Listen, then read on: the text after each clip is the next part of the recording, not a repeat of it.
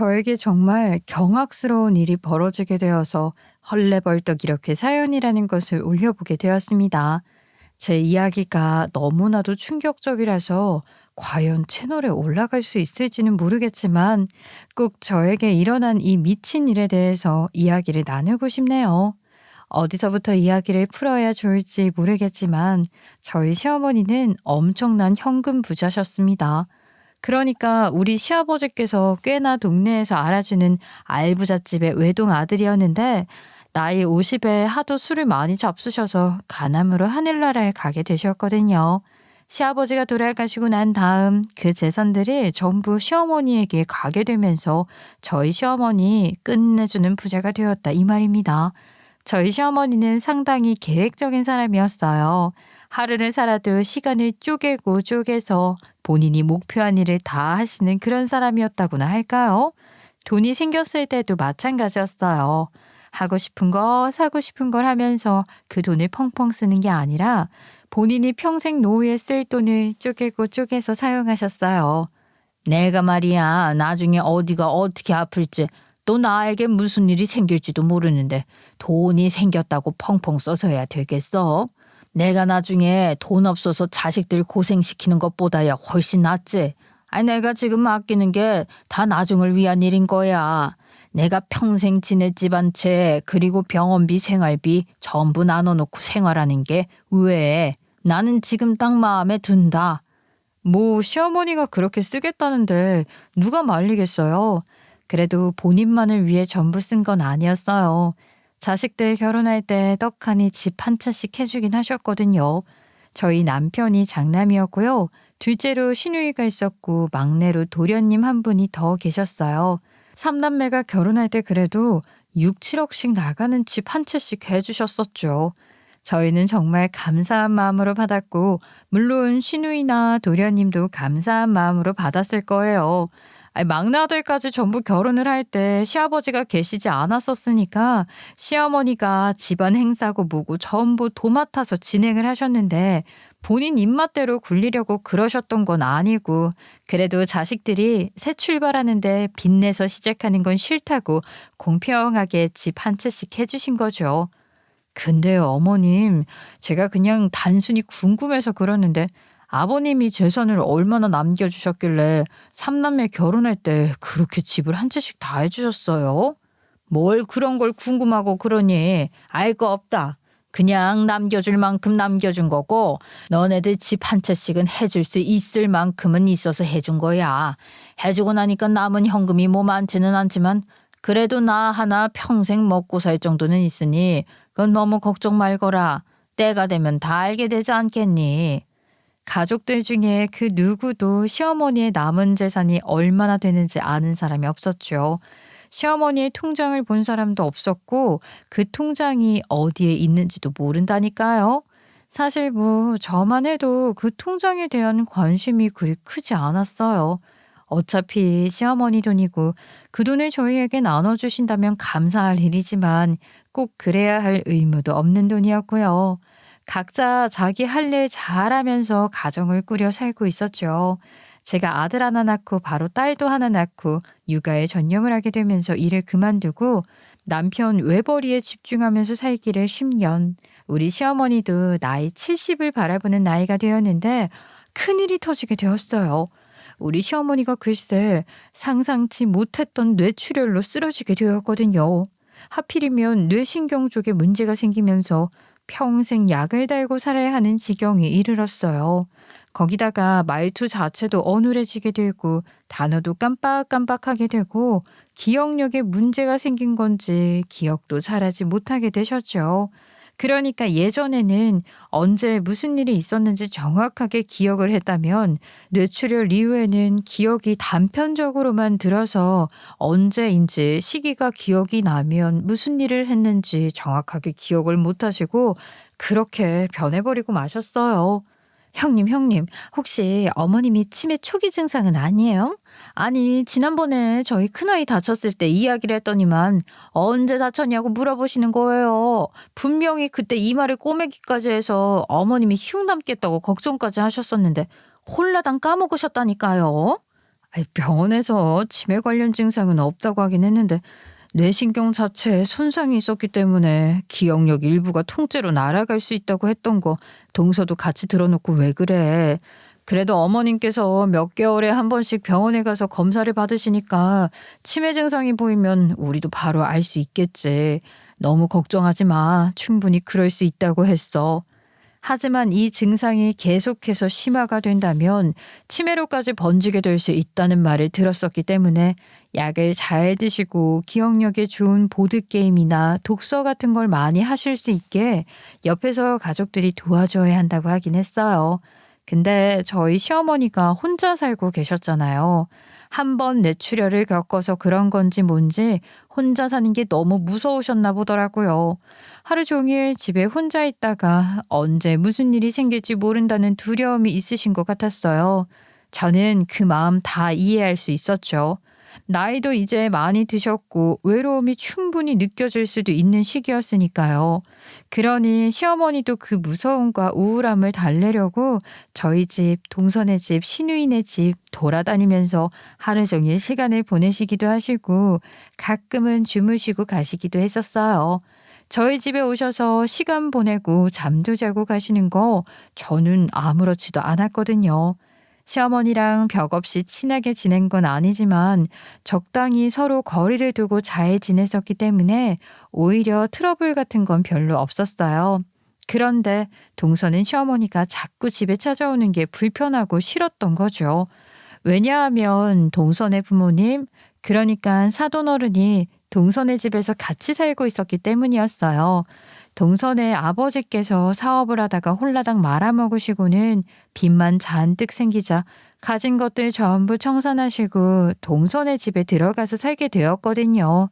아무리 시어머니가 사준 집이라고 한다지만 가뜩이나 부모님이랑 같이 살고 있는 집에 말도 어눌한 시어머니가 찾아와서 하루 종일 시간을 보내고 가니까 얼마나 부담스럽고 불편했겠냐 이 말인 거죠. 형님, 저 정말 눈치도 보이고 불편해 죽겠어요. 아니, 저희 집에 부모님 계신 거 뻔히 알면서 왜 자꾸 하루 종일 시간을 보내다 가시는 건지, 집 사셨다고 유세라도 떠시는 건가 싶어요. 저희 부모님도 눈치가 보이니까 방 밖으로 나오지도 못하고, 아유, 화장실 가는 것도 눈치를 보신다니까요. 정말 어머님 해도 너무하신 것 같아요.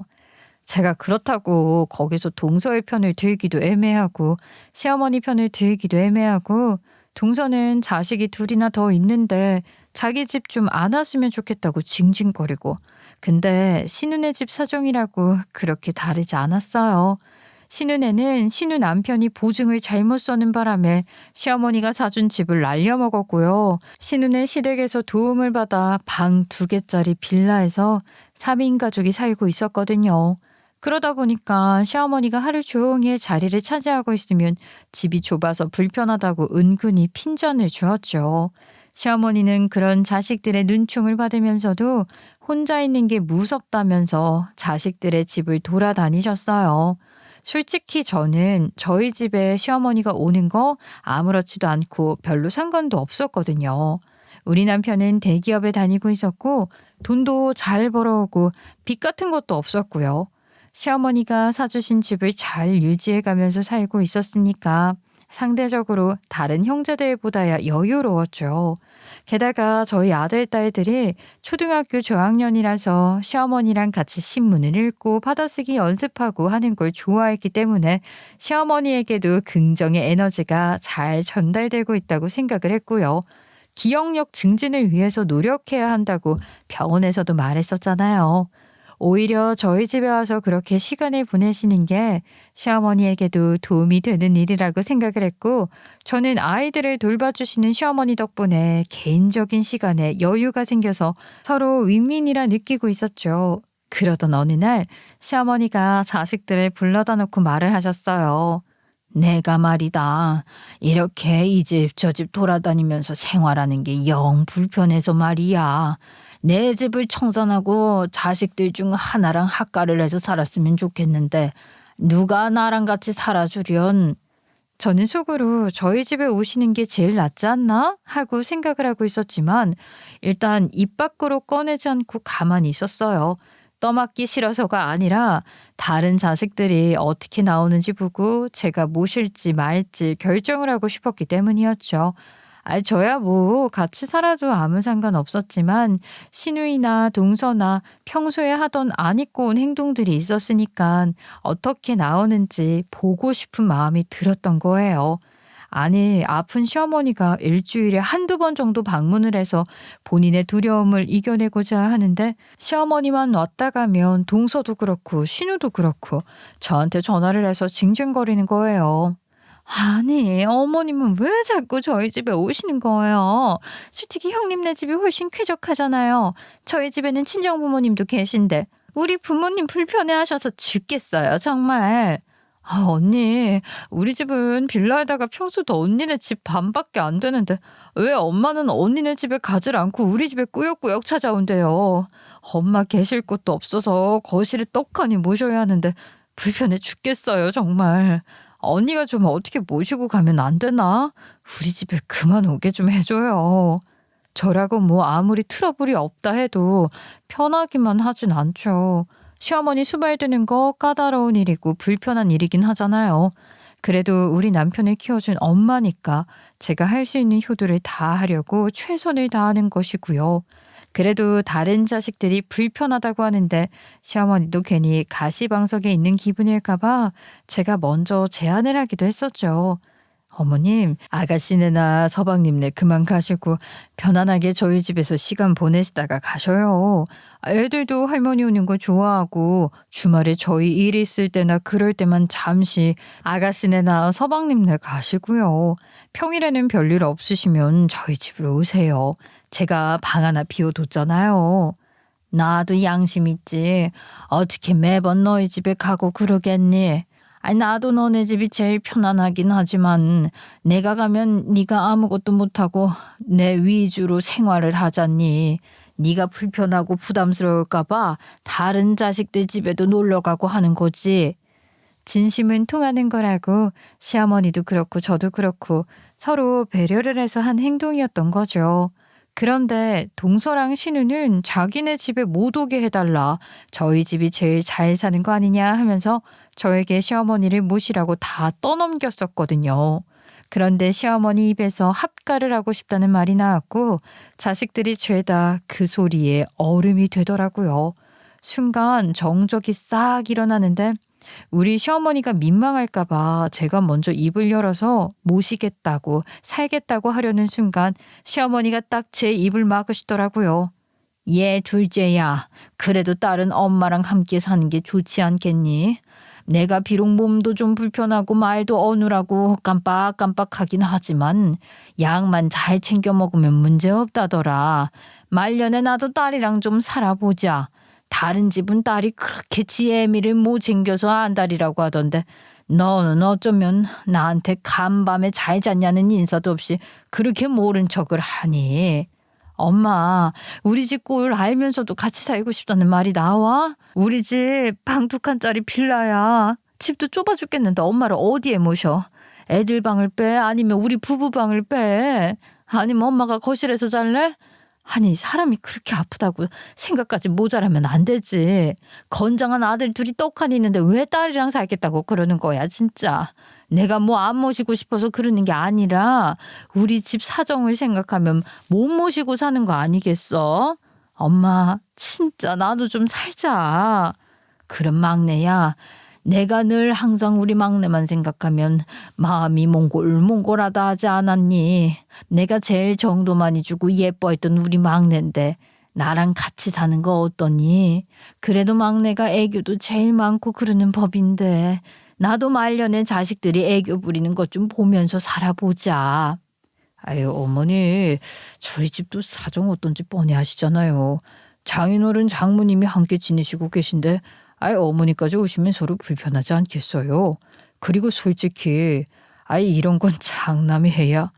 그럼 둘째도 셋째도 나랑 같이 살 수 없다는 말이냐? 장남이는 나한테 어떻게 했는데 내가 장남한테 미안해서 너희들이랑 살아보려 했건만 어쩜 이렇게 내 마음 하나 알아주는 자식이 없어. 어쩜. 내가 무슨 짐덩어리야? 너희들을 내가 어떻게 키웠는데 말이다. 아이, 엄마, 솔직히 그렇잖아. 오빠네가 제일 여유로운데 여유로운 집에서 살아야 하지 않겠어? 게다가 오빠네는 방도 하나 남아있잖아. 엄마가 딱 들어가서 살면 좋겠구만. 우리도 여유가 있었으면 당연히 엄마 모시고 살고 싶지. 근데 여유가 안 되는 걸 어떻게, 돈이 있어야 할 거 아니야. 맞아요. 형님이 모시고 사는 게 최고라고 생각해요. 저희 부모님이 불편해하실 것 같아요. 저희 부모님은 오갈 곳 없는 거 잘 아시잖아요.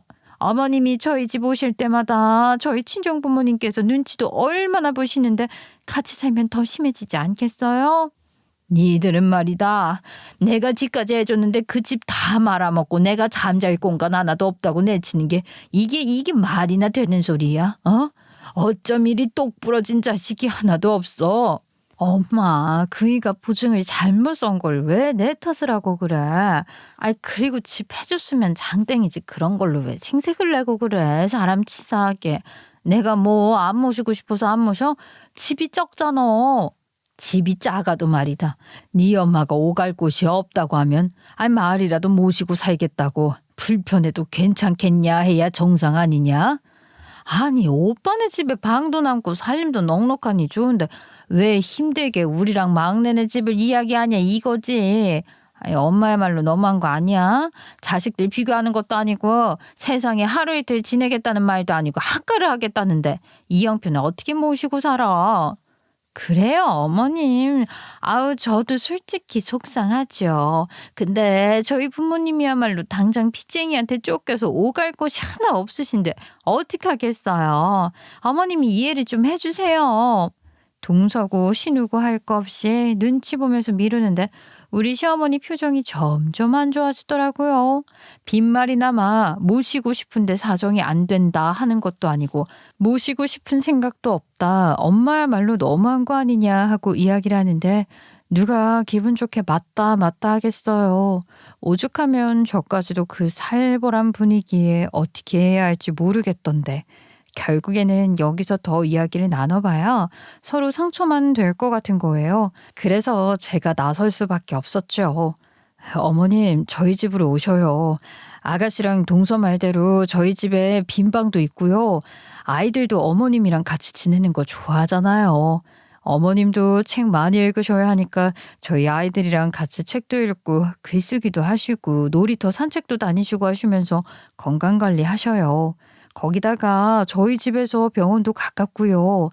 그래, 엄마, 오빠네 집에 들어가는 게 제일 낫다니까.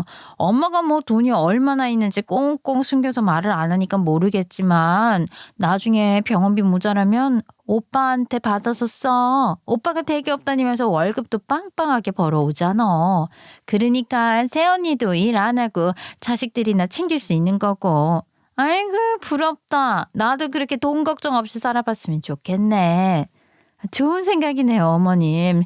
저희 집은 알다시피 식구 입이 워낙 많아서 늘 생활비도 빠듯하거든요. 어머님 약값대기도 힘들어서 어머님이 편안하게 눈치 안 보고 사시려면 형님네 집에서 지내시는 게 제일 베스트죠. 게다가 형님이 워낙 어머님께 잘하시기도 하시잖아요. 어머님도 훨씬 좋으실 거예요. 됐어. 니들이 그렇게 싫다는데 나도 니들 집에 안 가련다. 첫째네가 듬직하게 나 데리고 살아준다고 하니 첫째네 집으로 가마. 나중에 딴소리 하지 말고. 그럼 내가 첫째네 집으로 들어가는 걸로 이야기는 마무리하자. 그렇게 일단락이 된 줄 알았죠. 제가 모시고 살겠다고 했고 시어머니도 저희 집으로 오시겠다고 했으니까 빈 방에 시어머니 살림살이 몇 가지 들여놓으면 되겠다 싶었어요. 근데 글쎄 여기서 제대로 반전이 일어나게 된 거예요. 시어머니가 살던 집을 정리하고 3개월 만에 우리 집으로 이사를 오게 됐는데 저도 뭘 바라고 그런 것은 절대 아니었거든요. 저는 그냥 단순히 시어머니가 우리 집에서 생활을 하니까 평소에 갖고 싶다 하시던 돌침대도 놔드리고 방도 시어머니 생활하기 편하게 다 꾸며드렸을 뿐이었어요. 그런데 본인의 방을 보자마자 시어머니가 갑자기 아이처럼 엉엉 우시는 거예요. 저는 너무 당황스럽기도 하고 놀랍기도 하고 그랬죠. 평생의 철의 여인처럼 자식들을 홀로 키워내느라 이리저리 발바쁘게 뛰어다니셨던 시어머니가 엉엉 우시니까요. 다른 자식들은 말이야. 그렇게 금이야 오기야 키워놨더니 죄다 모른 척하면서 떠밀길 바빴는데 나를 위해서 내가 가지고 싶다고 했던 돌침대도 놔주고 나한테는 우리 큰며느리 큰아들밖에 없다. 내가 고마워서 어쩌니? 내가 이번에 살던 집 청산하고 받은 돈 있잖니? 아파트 정리한 값. 그거 너네한테 다 주마. 우리 시어머니가 살던 아파트가 뭐 엄청 비싼 건 아니었지만 그래도 한 4억 정도 하는 아파트였는데 집 팔고 세금 뗄 거 떼고 남은 돈을 전부 저한테 주시겠다고 하시더니만 정말로 통장으로 싸주신 거예요. 4억이라는 돈이 가벼운 돈은 아니잖아요. 제가 뭐 대가를 바라고 그랬던 것도 아니었는데.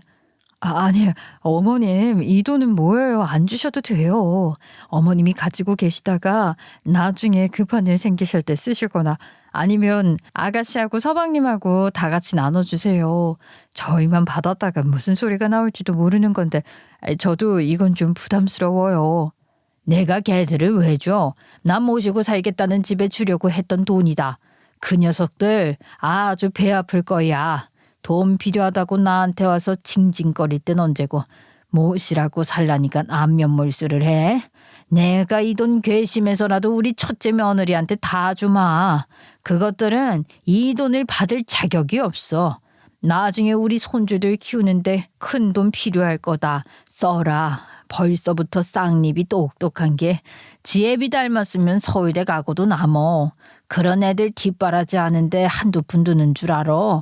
그냥 잔말 말고 준다고 할 때 봐도 다 네가 복이 있어서 받는 거니까. 어눌한 말투로 본인 생각을 또박또박 이야기를 하는데 이게 어떻게 뇌출혈에 걸려서 단편적으로 기억을 잃은 사람이라고 하겠어요. 시어머니는 절대로 그 돈을 돌려받지 않겠다고 하셨고 저도 솔직하게 부담이 된다고 이야기는 했지만 막상 그 돈이 들어오니까 욕심이 나긴 하더라고요. 그게 사람의 본능이기도 하잖아요. 주신다고 하는데 아무 소리도 하지 말고 받아버릴까 싶은 생각이 굴뚝같이 들었죠. 그렇지만 비밀이라는 게 언제까지 가겠어요? 나중에 신우랑 동서가 알게 되면 어떤 난리를 칠지도 모르고 머리가 지끈거리더라고요.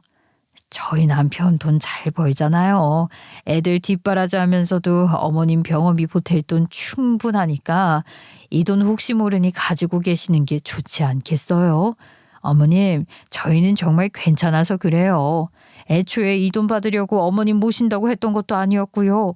저는 어머님이랑 같이 살면 좋을 것 같아서 그런 거예요, 진짜. 애들도 봐주시고 어머님 덕분에 제 개인적인 여유도 생겼고요. 같이 살면서 애들 봐주고 하는 게 뭐 어려운 일이니. 나도 우리 손주들이랑 같이 공부하면서 얼마나 도움이 되는데 그런 건 하나도 고마워할 필요 없다. 너 내 통장에 얼마나 있는지 모르지? 네 시아버지가 얼마나 큰 돈을 남기고 갔는지. 자식들 몇 억씩 하는 아파트 턱턱 사주고도 그만큼이 더 남아있다. 이깟 4억 남짓한 돈, 이거 돈도 아니여. 평생 통장에 얼마가 있는지 말 한마디 하지 않으셨던 시어머니가 저에게만 그렇게 말을 해주시는 게 아니겠어요? 신우랑 동서가 그렇게 통장 정보를 궁금해할 때는 입 딱 다물고 계시더니 자식들 아파트 사주고도 그만큼이 더 남아있다 하니 못해도 한 20억은 있겠다 싶더라고요. 뭐 시어머니도 생각이 있으니 말을 해주셨겠죠. 제가 어디 가서 어머님 통장 잔고가 얼마 있다더라 하면서 떠벌릴 며느리는 아니었으니까요. 아무튼 시어머니께선 저에게 4억이라는 돈을 통째로 넘겼고 우리 애들 똑부러지니 나중에 유학이라도 보내주라며 그 돈 공부 뒷바라지 하는데 쓰라 하셨어요.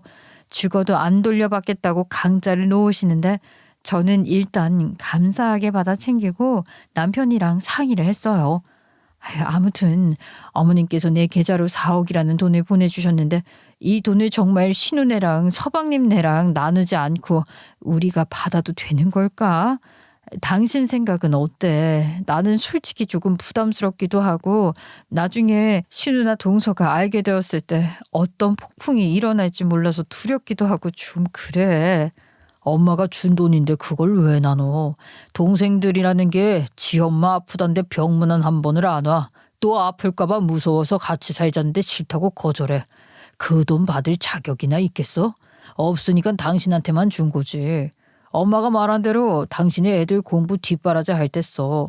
당신이 알아서 잘하겠지만 허튼 데 쓰지 말고 동생들한테는 내가 알아서 말을 할 테니까 나중에 무슨 일이 일어날지 걱정하지 말고. 자기들도 양심 있으면 그 돈 내놓으라고 말 못하지. 쥐들이 한 게 뭐가 있다고. 남편이 알아서 하겠다니까 알겠다고 했는데 이걸 그냥 뭐 동생들에게 이야기를 가감없이 했나 봐요. 사람이 좀 돌려 말할 줄도 알아야지.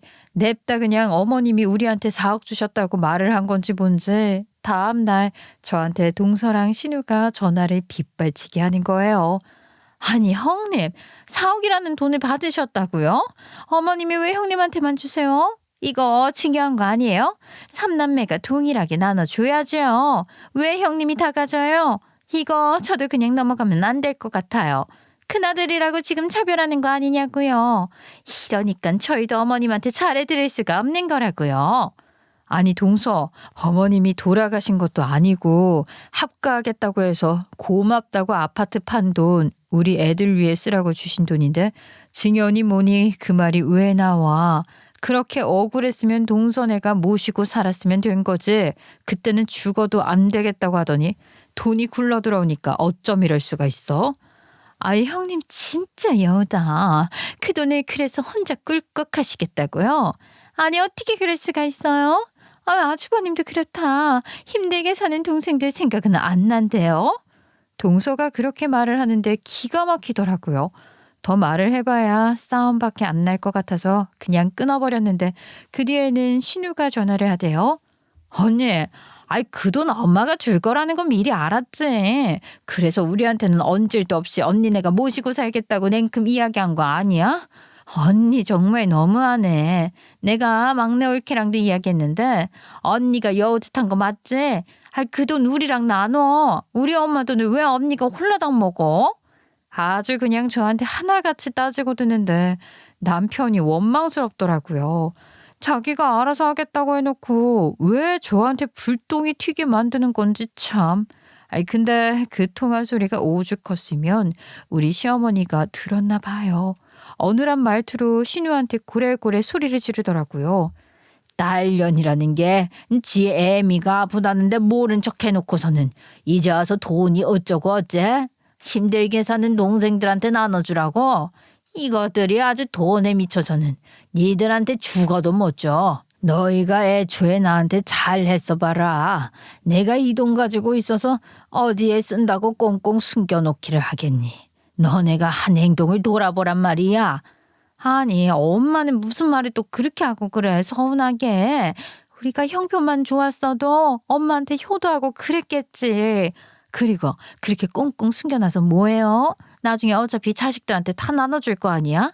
그거 다 세금이야 세금. 미리미리 나눠주고 해야 아깝게 세금을 안 나가는 거지. 세금 내는 문제는 내가 알아서 다 할 테니까 걱정도 하지 말고 욕심도 내지 말고 살아. 니들은 평생 그렇게 이 애미 무시하면서 살라 이 소리야. 내가 힘들고 외롭다고 할 때는 이거 들은 척도 안 하더니만 돈만 엮이면 아주 눈에 불을 켜고 아유 됐다. 신경질 나니까 전화도 하지 마. 그 뒤로 저한테 동서나 신우가 전화를 하는 일은 없었지만 저도 한편으로는 걱정이 되긴 했어요. 시어머니가 저렇게 다른 자식들이랑 척을 쥐고 살아봐야 좋을 게 없지 않겠어요? 저희 집이라고 천년만년 이 생활을 유지하면서 시어머니를 모시고 살 수 있는 게 보장된 것은 아니었으니까요. 솔직히 우리 집에 돈 다 주시는 거야 고맙긴 하지만 반은 우리도 좀 부담스럽긴 했고요. 괜히 제가 시어머니 챙기는 게 돈 때문인 것처럼 보이잖아요. 그래서 좀 마음이 그랬었는데 뭐 어쩌겠어요. 이미 우리 집에 들어와서 합가를 시작했고 시어머니는 돈을 줬고 남편은 동생들 괘씸하다고 돈 나누지 말라는데 제가 가운데서 할 수 있는 일은 없었죠. 그리고 저도 동서나 신우가 괘씸해서 나누고 싶지도 않았고요. 그렇게 몇 개월이 지나고 우리 친정엄마가 생신 기념을 맞이해서 가족들이 다 같이 여름 휴가로 해외여행을 갔으면 좋겠다는 말을 하셨어요. 사실 시어머니랑 같이 살면서 친정 부모님과 자주 만나진 않았는데 더 같이 보내는 시간이 줄긴 했거든요.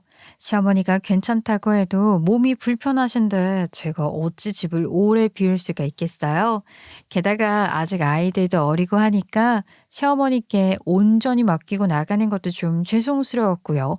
그래서 친정엄마께서 생신 기념 여행을 가자고 하시는데 거절을 못 하겠더라고요. 우리 남편도 처가랑은 같이 여행을 간 적이 없었으니까 가자고 말을 하긴 했는데 그럼 시어머니가 혼자 집에 남아 있어야 하잖아요. 그래서 좀 어렵지 않을까 싶었지요. 일정도 국내로 짧게 가자는 것이 아니라 동남아로 6박 7일을 가자는 것이었어요. 그래도 비행기 타고 멀리 가면 아이들한테도 즐거운 경험이 되지 않겠니? 그 나라 문화도 즐겨보고 바다에서 수영도 실컷 하고 말이야. 고민 좀 해봐.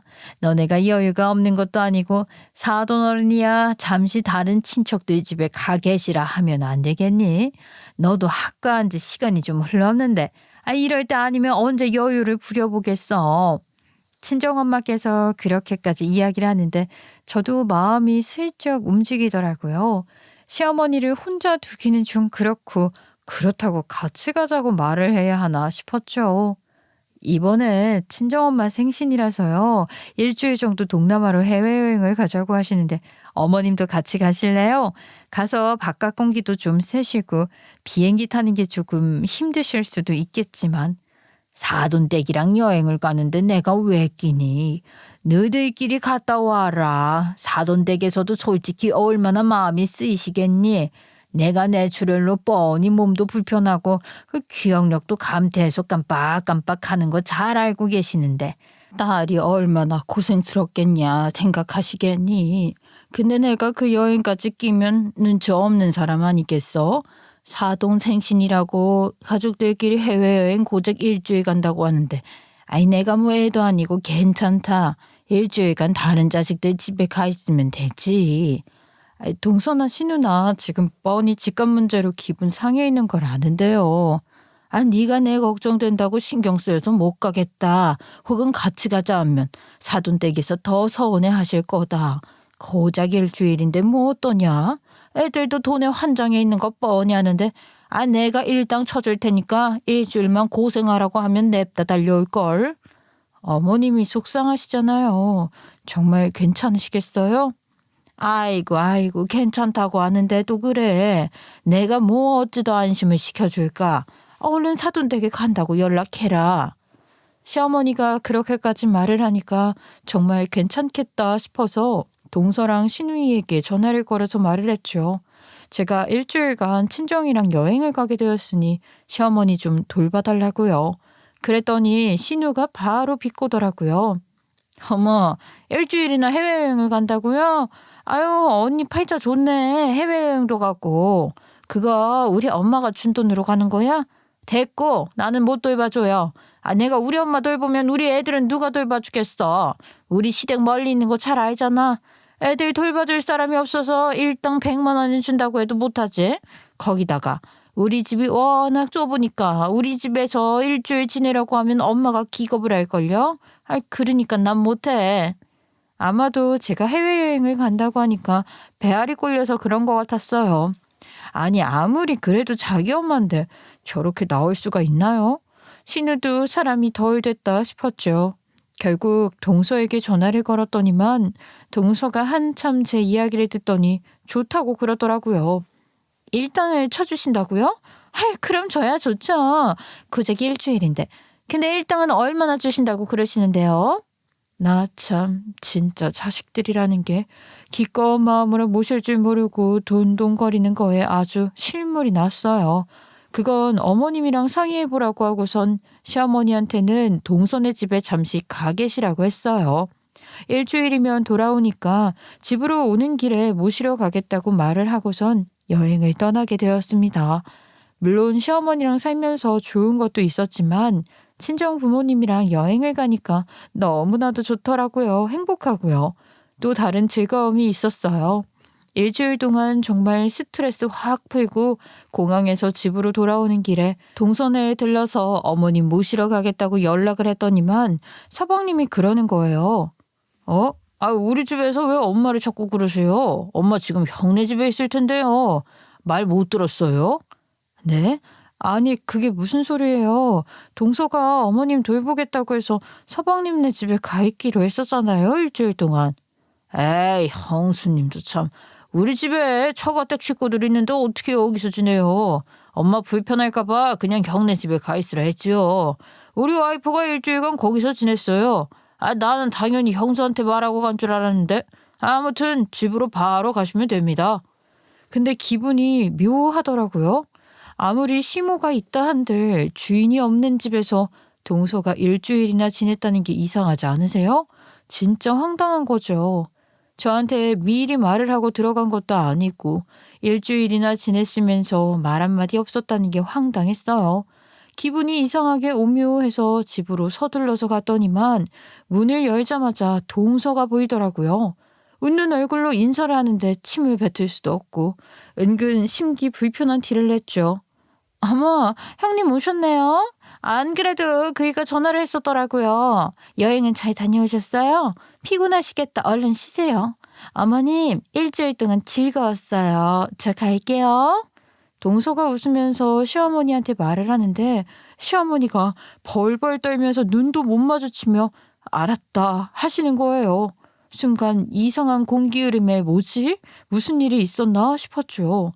동서가 또 돈 이야기라도 해서 시어머니의 속을 벅벅 긁었나 했는데 그럼 시어머니가 심기 불편해해야지 동서 앞에서 눈도 못 마주치며 피할 일은 아니잖아요.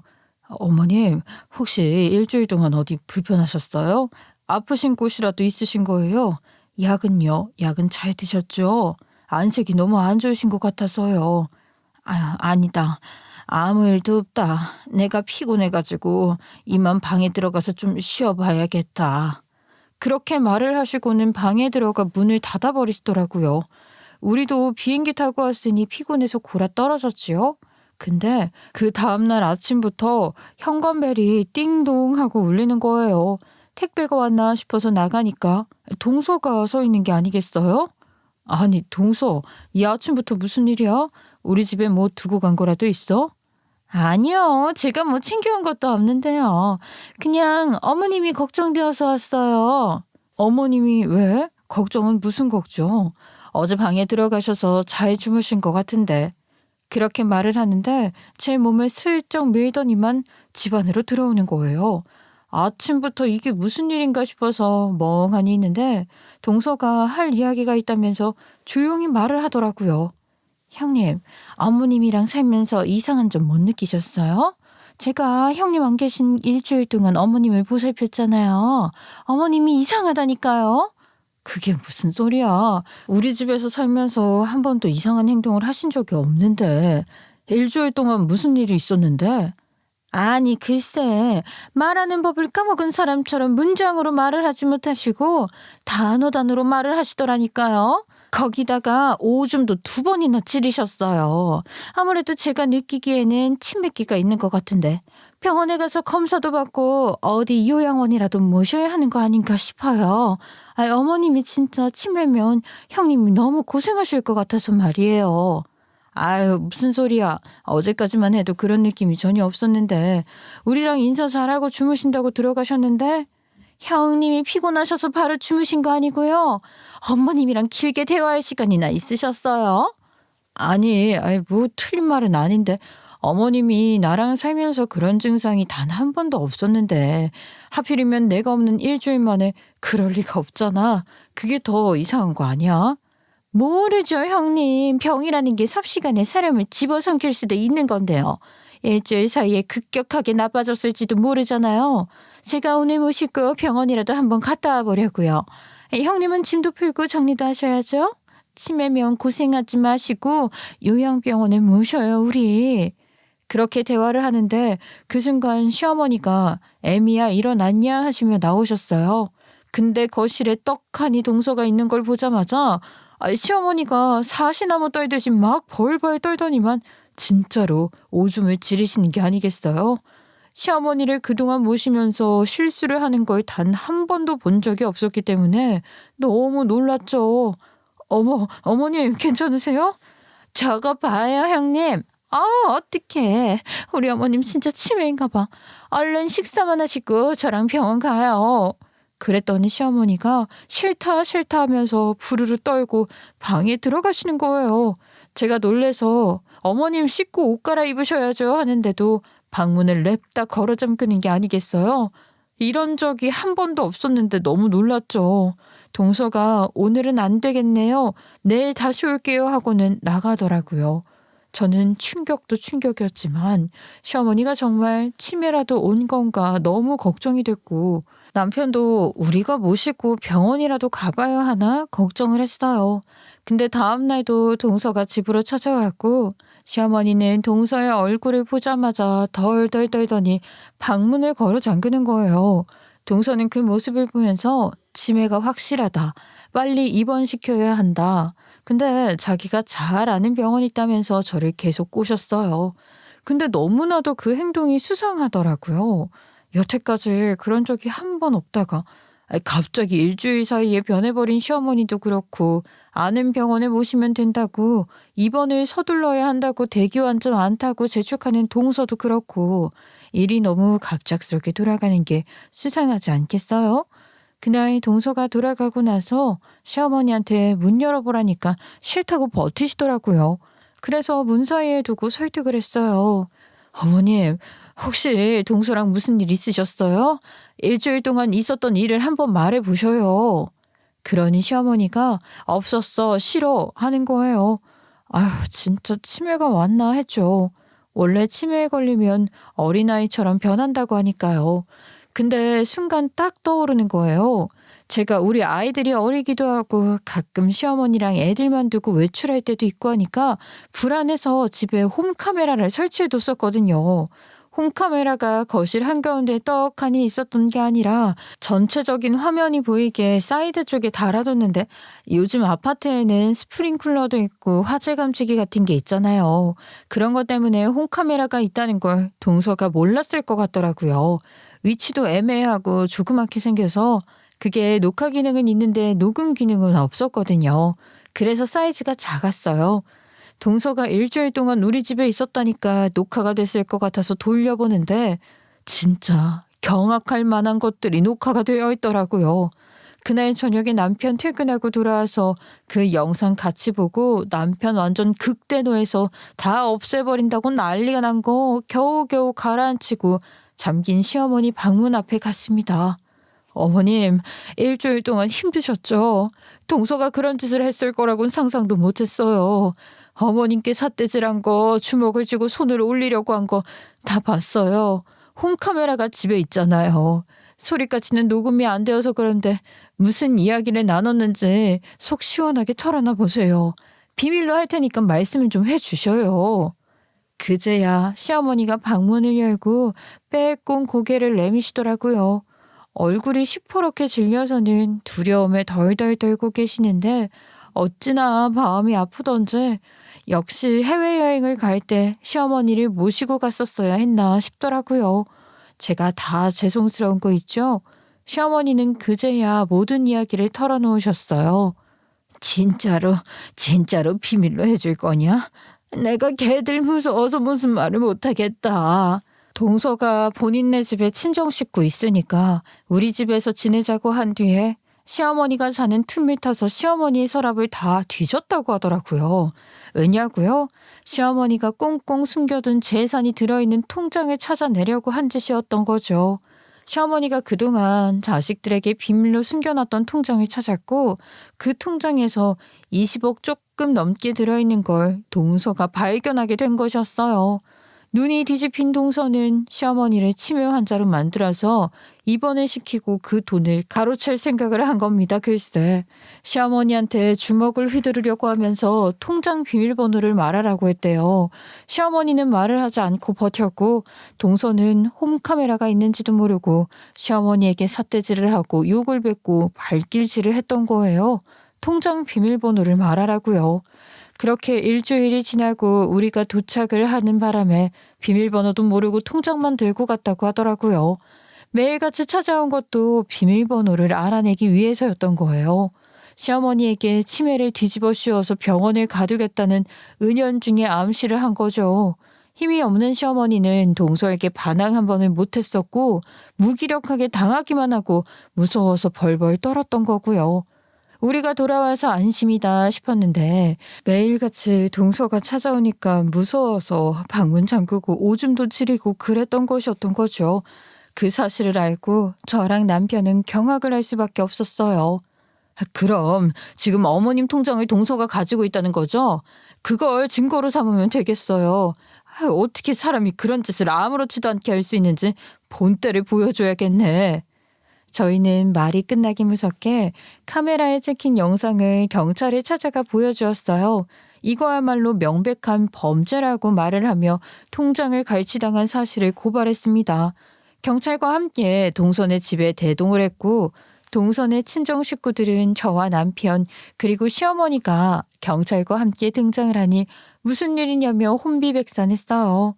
동서도 찔리는 게 있는지 친정 부모 뒤에 숨어 있더라고요. 뻔뻔한 기집애 같으니라고. 어디 감히 며느리가 되어서 도둑질을 하고 난리야. 당장 우리 엄마 통장 내놔. 막내 너는 네 마누라가 이런 짓을 하는데 몰랐다는 게 말이 돼? 너도 공범이나 다름없어. 감히 일주일간 성심성의껏 모시겠다고 해놓고 뒤통수를 쳐? 너네 아주 싹 다 콩밥 먹일 줄 알아. 아주버님, 갑자기 경찰까지 대동해서는 이게 무슨 소란이에요? 쟤는 아무것도 모르는 일이에요? 통장이라니요? 어머님 통장을 왜 저한테서 찾으시는 건지. 이렇게 저희 집에서 소란 피운 거 저도 똑같이 갚아드리는 수가 있어요. 그렇게 말을 하는 동서의 동공이 엄청나게 흔들리더라고요. 발뺌을 하고 아니라고 했지만 경찰이랑 대동을 하고 갔으니까 쫄렸을 거 아니에요. 집을 뒤져서 나오기라도 하면 큰일이니 통장을 가지고 있지 않다고 발뺌을 하면서도 덜덜 떨더라고요. 어디서 말도 안 되는 거짓말을 하고 있어. 재수 씨가 가져간 거 뻔히 알고 있는데 지금이라도 내놔요. 지금 가지고 오면 내가 눈 감아줄 테니까 내놓으라고. 지금 내놓지 않으면 절도죄로 잡아가는 수가 있어. 내가 지인들 총동원해서 압수수색 영장이라도 받아와야 정신이 차리겠어? 그렇게 말을 하니 겁이 났던 동서가 그제야 쭈뼛쭈뼛 통장을 내놓더라고요. 정말 소름이다 동서. 아니 돈에 미쳐서 지금 어머님을 치매 환자로 몰고 가서 병원에 입원을 시키고 그 돈을 꿀꺽하려고 했던 거야? 잘못했어요. 제가 너무 힘들어서 잠시 미쳤었나 봐요. 어머님 통장에 있는 돈을 발견하고 그 돈이면 저희 가족도 떵떵거리면서 살 수 있을 것 같아서 정말 죄송해요 어머님. 제가 잘못했어요. 제가 진짜로 2번 다시는 이런 짓 안 할게요. 한 번만 용서해 주세요. 용서는 무슨 얼어 죽을 용서야. 이런 짓을 해놓고 잘못했다고 말로만 사과하면 그친 줄 알아? 진짜 사람의 탈을 쓰고 어떻게 이런 짐승 같은 짓을 할 수가 있어. 막내 너도 마찬가지야. 네 마누라가 미쳐서 이런 짓까지 하는 걸 알았으면 말렸어야지. 너는 모르는 일이라고 그렇게 가만히 있는 게 자식이야? 너는 자식도 아니야. 용서는 개뿔. 법의 심판 제대로 받으라고. 우리 엄마한테 한 짓들 전부 다 증거 영상으로 녹화되어 있으니까. 증거 영상이라고요? 어머나, 지금 설마 저를 믿지 못해서 집에다가 카메라를 설치하셨던 거예요? 그럼 제 초상권은요? 이거야말로 불법 아니에요. 끝까지 정말 그거 우리 아이들 위해서 혹시 어머님이 쓰러지실까봐 설치해둔 홈카메라였어. 그리고 애초에 어머님이 일주일간 동선의 집에 있기로 한 거 아니었어? 우리 집으로 오는 걸 모르고 있었는데 어떻게 동서를 못 믿어서 설치한 게 돼? 저희가 논리적으로 따지니 동서는 아무런 말도 하지 못했죠. 결국 동서는 구속을 당하게 되었어요. 가족인데다가 힘없는 노인에게 저지른 범죄라 가중처벌을 받을 수도 있다고 하더라고요. 동선의 가족들은 전부 저희에게 합의를 해달라고 빌었지만 그들에게 무슨 돈이 있겠어요. 게다가 괘씸해서라도 절대 합의 못 해주죠. 이 소식을 들은 신우도 참 기가 막히게 행동하더라고요. 그래서 언니, 엄마 통장에 얼마 들어있는지 봤슈? 얼마나 있어? 나한테도 꽤 넘어올 것 같아. 동서는 며느리라서 남이지만 신우는 딸년 아닌가요? 아니, 근데 어떻게 그런 말을 할 수 있는지. 신우이가 그 말을 하자마자 옆에서 듣고 있던 남편이 고래고래 소리를 지르면서 말 그대로 지랄 발광을 했어요. 야, 이년아, 너 아주 그냥 내 눈에 띄기만 해봐라. 머리털을 빡빡 밀어버릴 테니까 절대로 내 눈에 띄지 마. 너는 내 동생도 아니야. 아이고, 내가 그놈의 돈 때문에 이렇게 고생을 한다. 어차피 내가 살면서 얼마 쓰지도 못할 돈인데 그깟 돈이 뭐라고 자식 새끼들 다 악마로 만들어 놓고 의도 상하게 하고. 아이고, 내 잘못이다. 내 잘못이야. 그렇게 몇 개월간 수사가 이어지게 되었고 동서는 결국 징역형을 받게 되었어요. 서방님과 동서 친정은 합의해달라고 빌었지만 저희는 죽어도 안 된다고 했죠. 괘씸하기 그지없는 것들, 처벌이나 제대로 받아라 했습니다. 신우는 동서가 징역형 받은 거 알게 된 이후로 돈에 디귿자도 꺼내진 않더라고요. 그리고 되려 동서한테 엄청 난리를 쳤어요. 자기 엄마한테 그럴 수가 있냐고요. 웃기지도 않죠. 그래도 눈치는 있는 건지 뭔지 결국에는 돈 때문에 이 사달이 났음을 인정하고 시어머니는 그 돈 아픈 사람들을 위해 기부하겠다고 하셨어요. 본인처럼 병으로 고생을 하나 돈이 없어서 제 시기에 치료를 받지 못하는 사람들을 위해 병원 재단에 기부를 하시겠다고요.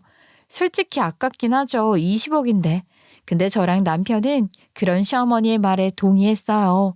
신우랑 서방님은 그게 말이나 되는 소리냐고 노발대발했지만 우리 남편이 니들도 징역 살고 싶은 거 아니면 입 다물라 하고 하니 아무 말도 못하더라고요. 결국 20억을 병원에 익명으로 기부하는 것으로 이 사건은 끝을 내리게 되었습니다. 서방님네는 서방님이 처가댁 식구들 데리고 사는 거 지친다고 이혼 소송 준비 중이라더라고요. 참 사람 민생 덧없죠. 신우는 뭐 그냥 여전히 똑같이 살고 있는 것 같고 돈 기부한 다음부터는 연락도 안 오더라고요. 저랑 남편은 여전히 시어머니 모시면서 잘 살고 있는 중입니다. 그래도 시어머니가 저희에게 주신 4억이라는 돈이 있어서 시어머니의 병원비나 노후는 걱정도 하지 않아도 될 것 같아요. 저희 아이들을 위해 쓰라고 하셨지만 어찌 안면몰사하고 그럴 수 있겠어요. 앞으로도 시어머니와 고부 갈등 없이 잘 지내고 싶습니다. 제 이야기는 여기서 마치겠습니다. 저의 긴 이야기 들어주셔서 감사합니다.